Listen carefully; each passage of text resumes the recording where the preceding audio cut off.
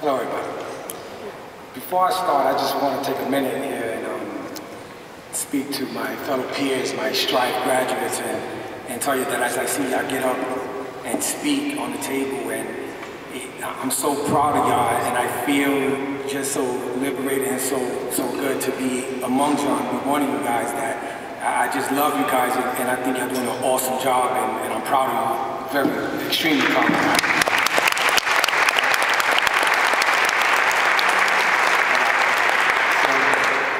Good evening, ladies and gentlemen.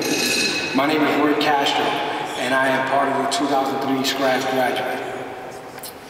I would first like to tell you a little bit about my past, so that way you can understand what led me to Strive. I was raised by a single mother who in the early 80s fell victim to the crack epidemic. In 1986, when drugs took complete control of her life, and we got evicted from our apartment, we were sent down here to 28th Street to live in a welfare hotel. At that age, I was 11 years old. At that age, living in a welfare hotel with no mother around, I felt that I had to rob and steal to survive and to eat. It was literally a matter of necessity, of survival for me. And, you know, it wasn't something I was proud of, but it was something I felt that I had to do. Seeing no other option, that is where I began my life of crime, right there on 28th Street in a welfare hotel. From the age of 11 to the age of 21, when the federal agents came knocking on my door, I was involved from every crime, from stealing purses to selling large quantities of drugs. I've been to jail 3 times before the feds came. But jail, all it did was make me more of a criminal. Jail didn't help me.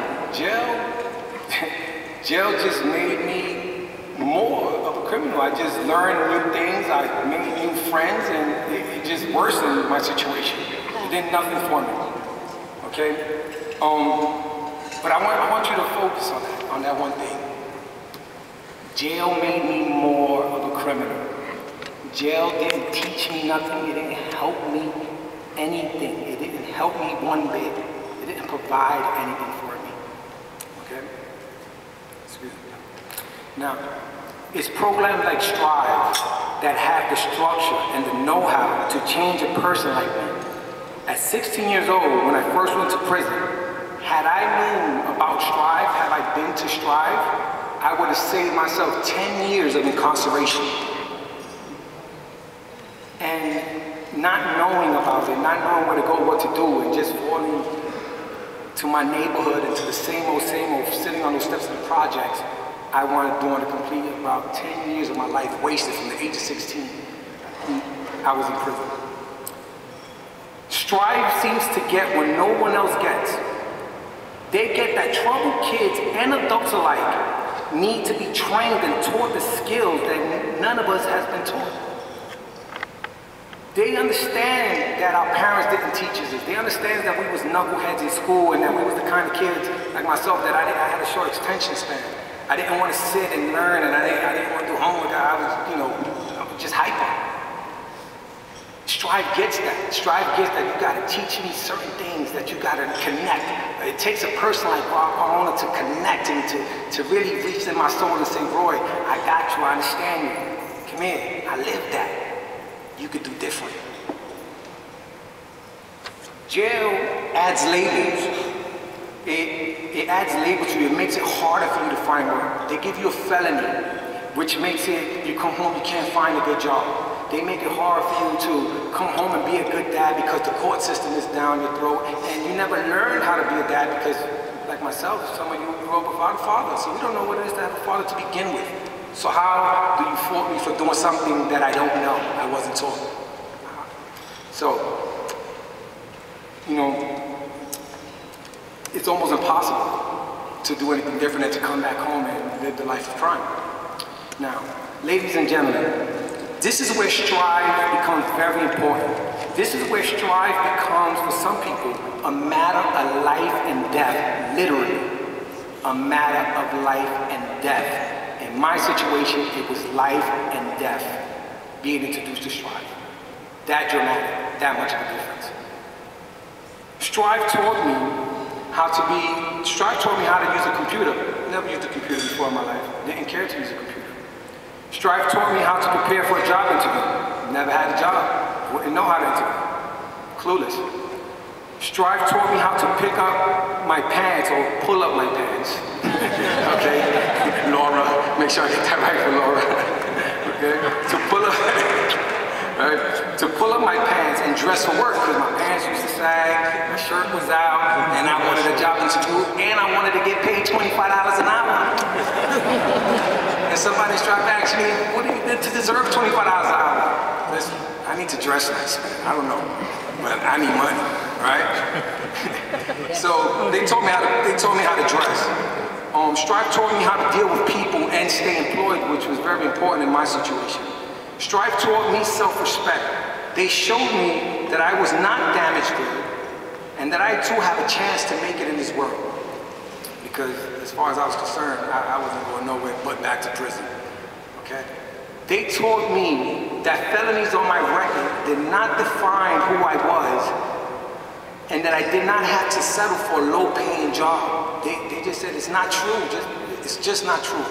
We can teach you better. Just sit down and listen to us. We can teach you better.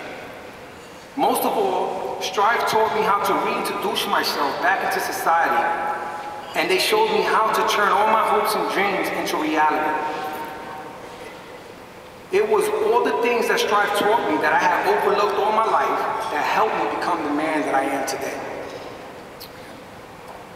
My first job after graduating Strive was cleaning freezers, literally in the snow outside, cleaning freezers while it was snowing, raining, didn't matter.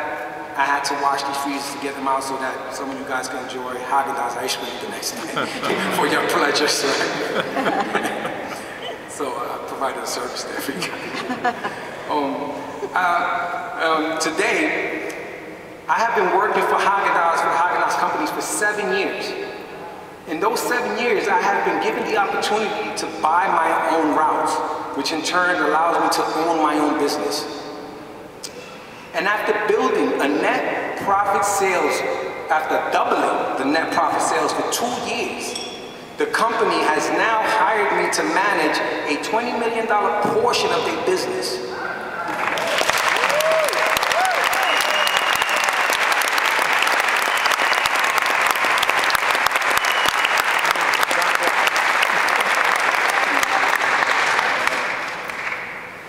I'm just this little Spanish kid from the Bronx, man, and just when I look at those numbers, I'm like 20 million.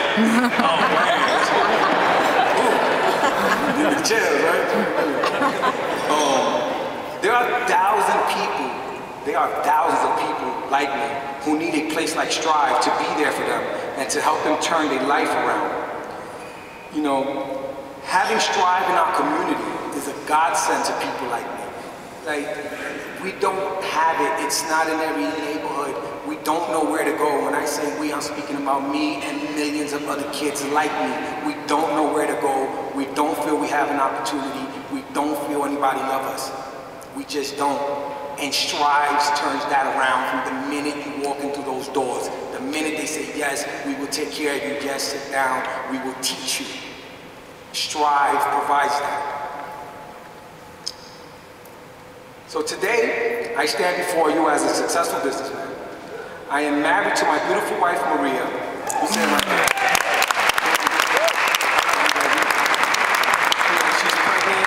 She's now pregnant with our first child. Okay? And we are now purchasing our first home that I,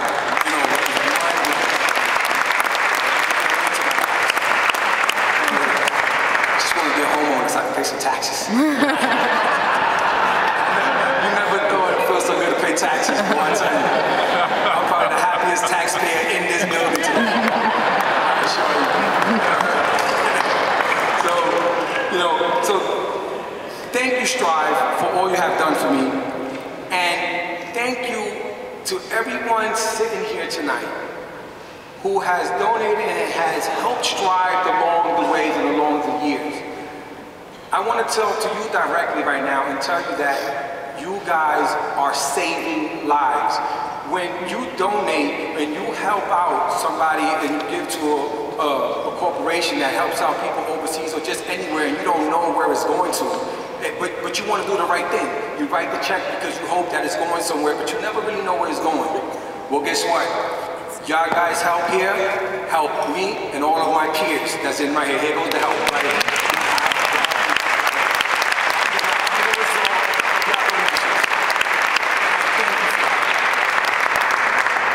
Thank you very much. That's my time.